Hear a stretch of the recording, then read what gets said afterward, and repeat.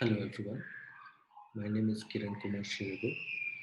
Today along with my co-author Shivam Garg, we will present our recent work titled A Model for Ant Trail Formation.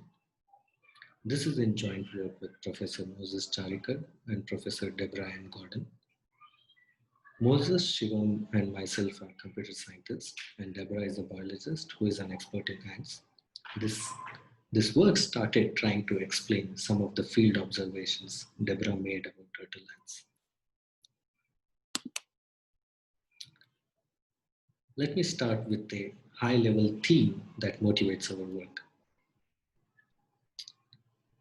We humans initiated the formal study of computation over the past century, while nature has been designing algorithms for past 3.5 billion years. There are many examples illustrating this. The most obvious and the most striking example is the brain. Another interesting example is the slime mold. In a fascinating experiment, Nakagaki et al. In 2000,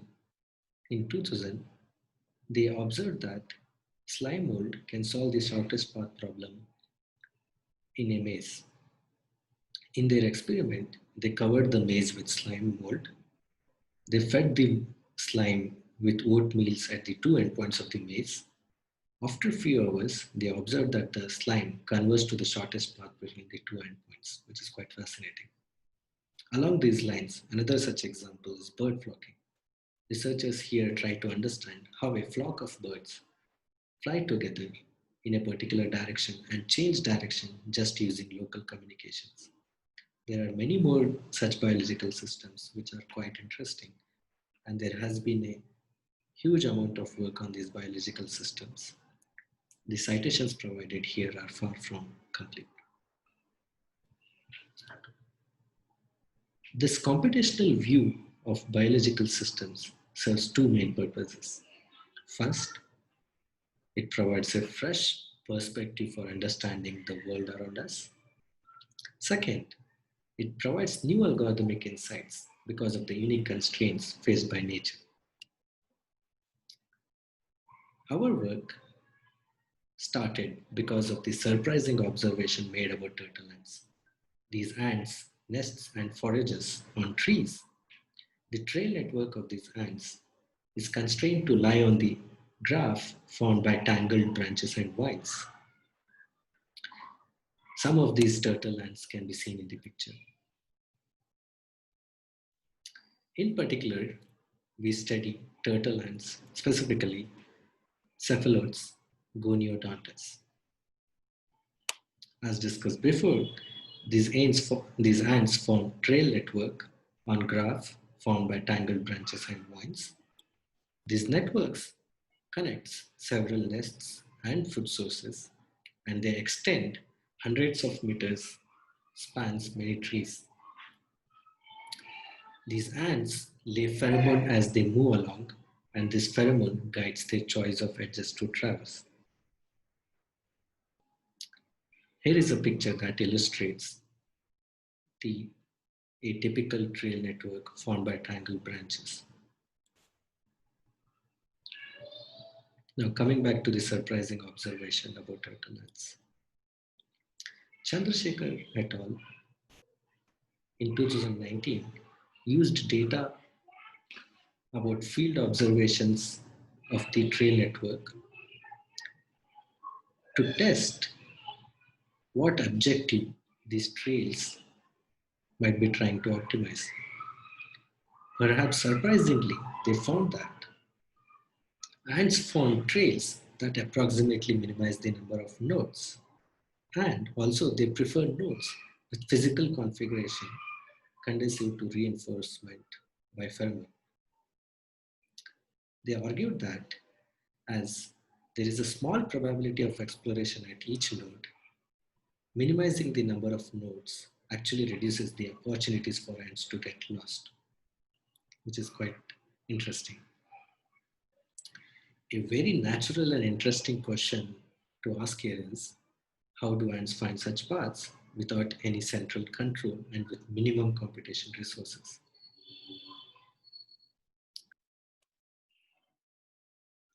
To understand this question, we model ant trail formation. Here is a broad overview of our model.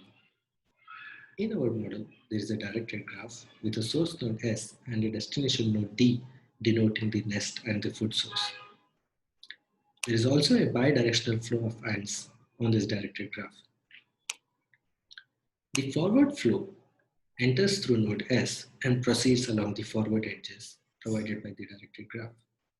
The backward flow enters through the destination node D and travels in the opposite direction. Ants lay pheromone on edges as they traverse them, and the next edge to traverse is chosen based on the level of pheromone.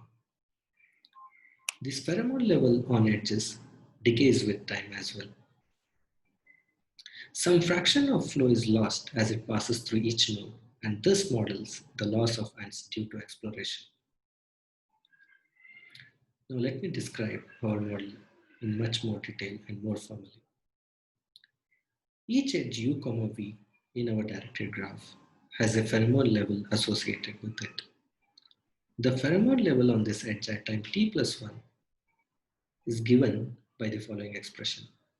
It is equal to the sum of the pheromone level on the same edge at time t plus the forward and the backward flow on the edge at time t. And this whole summation is multiplied by a decay factor denoted by delta. Now let me describe how the flow values are computed. And let me start with the forward flow values. The total forward flow at a vertex is the sum of incoming forward flows. And this summation is multiplied by a leakage factor. This leakage factor captures the loss of ants due to exploration. Now, the total forward flow at a vertex is distributed on its outgoing edges based on their pheromone levels.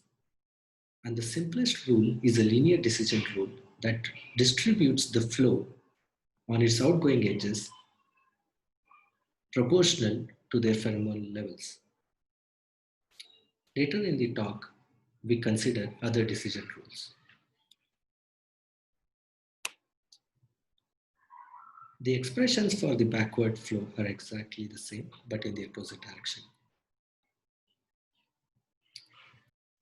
Here is the final summary of our model. Now, to provide better intuition and clarity, we illustrate our model through an example. Consider the following directed graph on 5 nodes. We assume that the leakage on all the nodes except the source node S and the destination node D is equal to half, and the decay factor delta is equal to 2/3.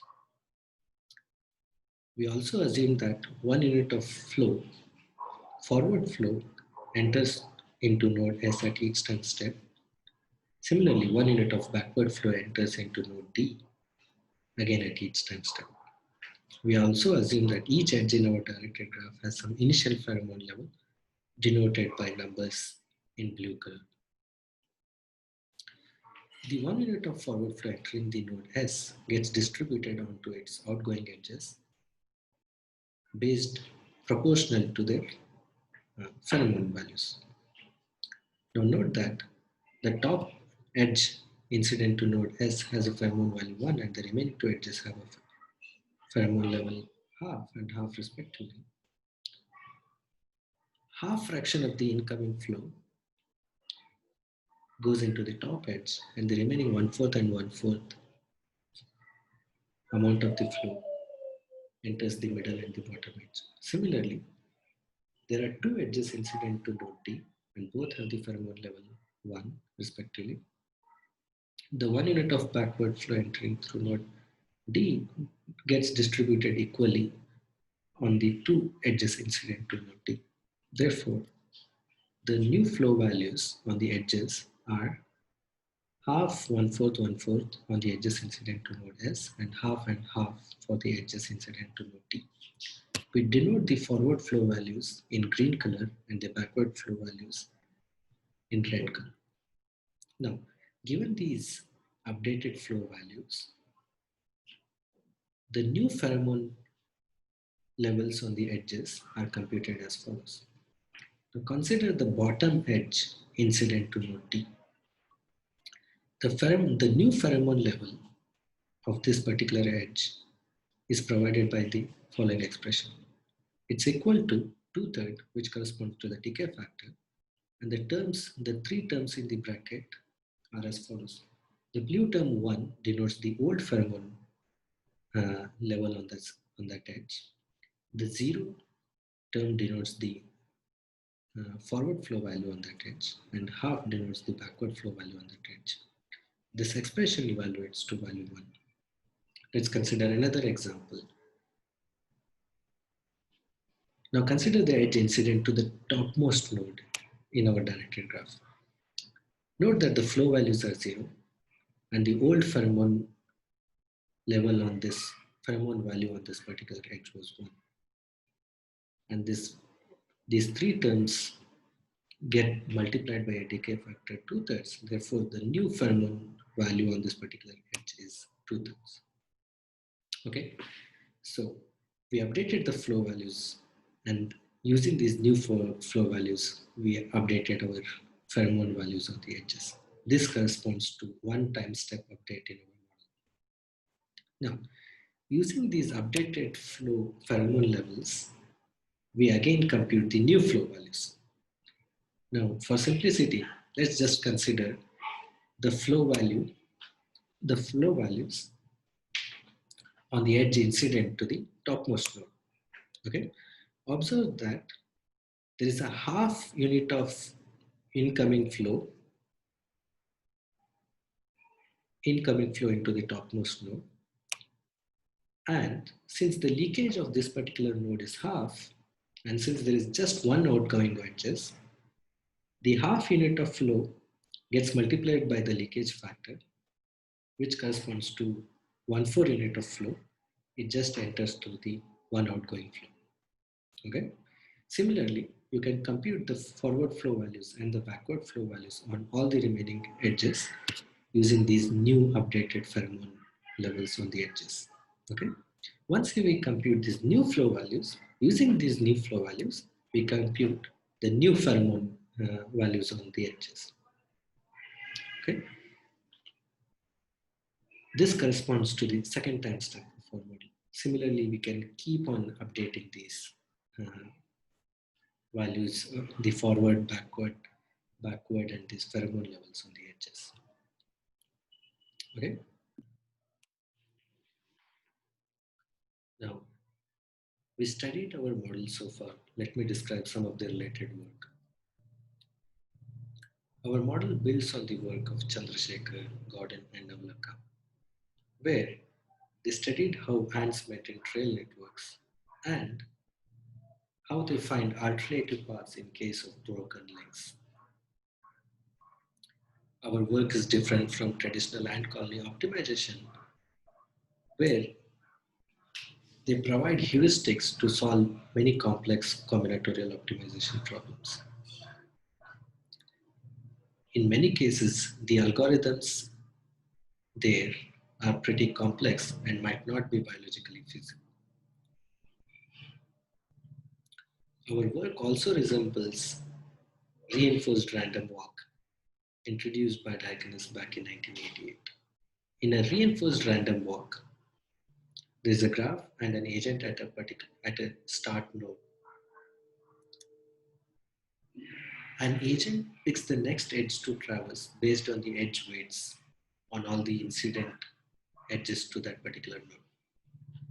Now, when the agent takes a particular edge, it updates the edge weight by some additive value 1. Okay. And the agent keeps on traversing in the graph. This is called as the reinforced random walk. And our model differs from this reinforced random walk in several key places. For instance, in a reinforced random walk, there is a single agent that traverses through the whole graph, while in our cases, we have many ants traversing the graph modeled by this flow, modeled by this notion of flow. in our model, we also have these edge weights, uh, which we can also think of as the pheromone level on that particular edge, decays with time. But in the case of reinforced random walk, it's fixed. It doesn't decay with time. It gets updated whenever an agent takes that particular edge. Also note that at each particular vertex, we also have a leakage factor associated with that particular node, which is absent in the reinforced random walk. Okay. Nevertheless, the model we propose and study is a Markov process that is relevant to biology. Despite our model being so simple, understanding its behavior is highly non-trivial. And our goal is to provide this process and try to understand its behavior. In our work, we prove some convergence properties of our model in the case of simple graphs. And in simulations, we observe that these results also hold for much general graphs. In the remainder of the talk, Shivam will describe some of these main results of our work and will finally formally state some of the open questions that came out of our work. Thanks, Kiran. I'm Shivam, and I'll describe our results. Our first result is for the case when the incoming forward and backward flows do not change with time. We show that for graphs consisting of two parallel paths, let's say P1 and P2, from S to D, where P1 is the path with minimum leakage, if the incoming forward and backward flows do not change with time, and the initial pheromone level at all edges on P1 is positive, then the flow dynamics governed by the linear decision rule converge to the path P1. That is, eventually all the flow will go through the minimum leakage path. Here, by a leakage of a path P, we mean the fraction of flow that would leak out while moving through P. Now, what happens for more general graphs? We ran simulations on general graphs drawn from various random graph families and observed that the dynamics converged to the minimum leakage path in all of these simulations. And our conjecture is that the result holds for general graphs. Actually, even for the seemingly simple case of two parallel paths, the proof requires careful construction of an appropriate potential function. And I'll discuss more about this proof towards the end. Here is a simulation that illustrates this result. In this graph, you can see the forward flow coming from the source vertex S and the backward flow from the vertex D. These vertices are represented by dots of different sizes. The larger dots represent vertices with smaller leakage. Eventually, we want that all the flow goes through the path containing the larger dots. That is the path with minimum leakage. So let's see what happens.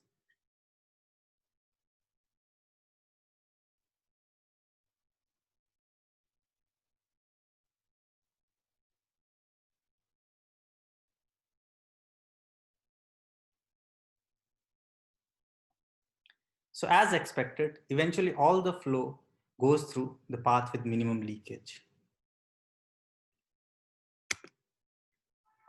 Okay. Observe that when all the vertices have equal leakage, in this case, the path with minimum leakage is same as the path with minimum number of nodes.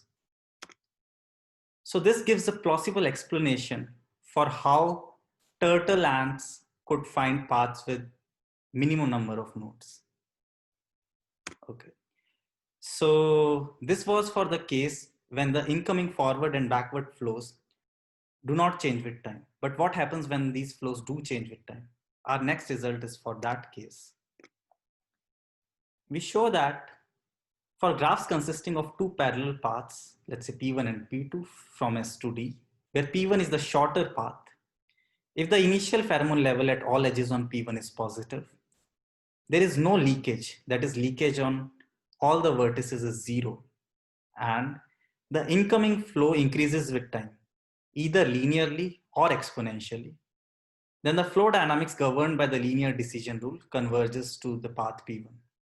That is, eventually all the flow will go through the shortest path. Here, this rate of increase, whether it is linear or exponential, will determine the rate of convergence.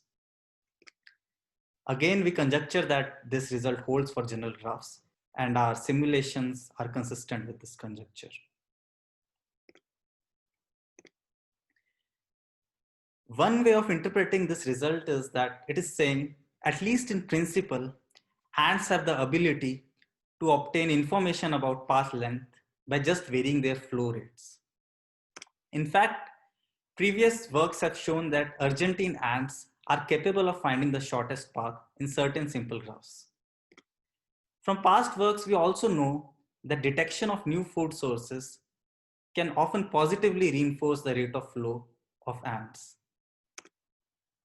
And our result is basically saying that there might be a connection between these two phenomena.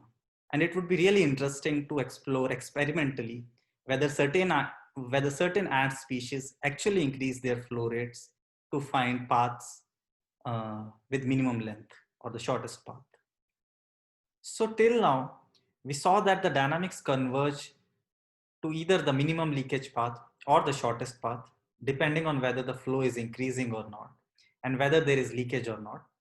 And these results were for the case when the decision rule is linear. This raises many questions. How important is the bidirectional nature of flow for these results? How do the dynamics behave when the decision rule is non-linear? Next, we'll try to understand these questions. We show that bidirectional flow is indeed necessary for all pheromone-based rules to guarantee convergence to the shortest path or the path with minimum leakage. Note that this holds not just for the linear decision rule, but for any rule that divides the flow just based on the pheromone levels. The idea behind this result is that suppose there is only one way flow from the source to the destination. And in this case, consider the outgoing edges from the source. These edges do not get any information about the rest of the graph. So there is no way that the dynamics can discover which of these edges lies on the shortest path or the minimum leakage path. Okay. Next, we'll try to understand how the dynamics behave for nonlinear decision rules. For this, we consider a very natural family of decision rules that satisfy certain requirements. The first requirement is that the decision rule should divide the flow among edges just based on their normalized pheromone level. So the absolute value of the pheromone levels should not matter. The second requirement is that the rule should be continuous in the sense that small change in pheromone level should not cause a sudden change in how the flow is divided by this rule. And the final requirement is that this rule should be monotone in the sense that when this rule is dividing the flow between two edges, in this case, increasing the normalized pheromone level at an edge should not decrease the proportion of flow entering this edge. So this is a fairly natural family of decision rules. And note that the linear decision rule satisfies all these three requirements, and therefore it is part of this family. So our next set of results basically say that the linear decision rule is the unique member of this family with guaranteed convergence to the shortest or the minimum leakage path. In particular, consider a graph consisting of two parallel paths. In the case when forward and backward flows do not change with time, and for every nonlinear decision rule in this family, there exists a setting of leakage parameters such that the dynamics do not converge to the path with minimum leakage. Similarly, when there is no leakage, in that case, for every nonlinear decision rule in this family, there exists a setting where the incoming forward and backward flows increase exponentially such that the dynamics do not converge to the shortest path. So one way of interpreting these results is to think of leakage change in flow, and nonlinear decision rules as three forces preferring different kinds of paths. Leakage prefers path with minimum leakage. Increase in flow prefers shortest path. And nonlinear decision rules, it turns out, prefers certain paths depending on the nonlinear function and how the initial pheromone levels were. And our results are basically saying that there could be conflict between these three forces. Now I'll discuss the proof ideas. I'll discuss the case of two parallel paths where the incoming flows are not changing with time. In this case, we want to show that the dynamics eventually converge to the path with minimum leakage. In particular, we'll consider this graph from S to D, where there are two paths P1 and P2 from S to D. And path P1 is the path with minimum leakage. We want to show that eventually all the pheromone will be on this path. Here by S1 and S2, I denote the neighbors of vertex S, and by D1 and D2, I'll denote the neighbors of vertex D. And what we want to show is that the ratio of pheromone levels at SS1 and SS2 and at D1D and D2D go to infinity as T goes to infinity. Okay, so as a first attempt at showing this, maybe we can try to show that this ratio itself of pheromone level increases monotonically. Okay, so here I have just written the pheromone level at time t plus 1 in terms of the pheromone level at time t, the forward flow and the backward flow. Similarly for the other pheromone level.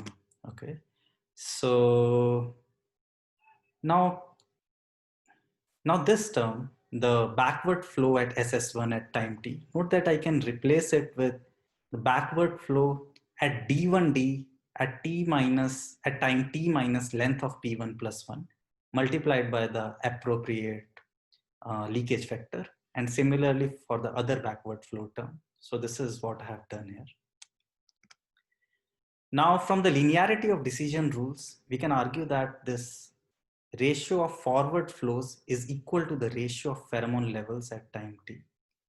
And from this, what we can conclude is, if we want to show that these ratio of pheromone levels are increasing with time, only these shaded terms really matter, in the sense that if these terms were not there, this ratio would remain constant as t increases. Okay.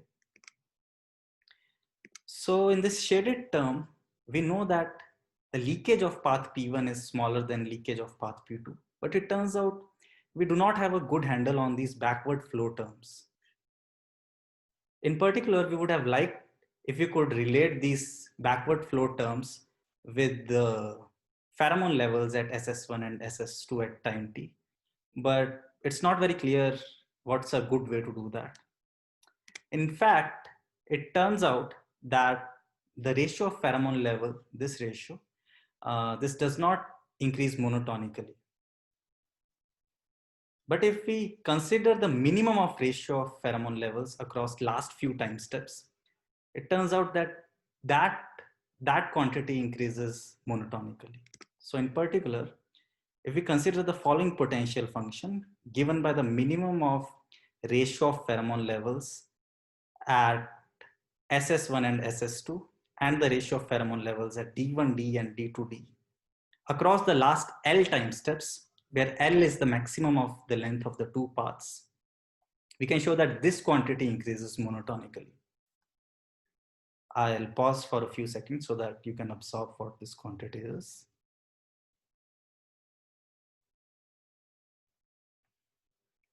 Okay. So this is our potential function R of t. And this is the ratio of pheromone level that we eventually want to argue that goes to infinity. But note that even if we can argue that R of t goes to infinity, that will imply that this ratio also goes to infinity. So we'll just focus on proving that R of t increases monotonically. So just from the definition of R of t, we can argue that this ratio of pheromone levels and the ratio of forward flows is at least as big as RT.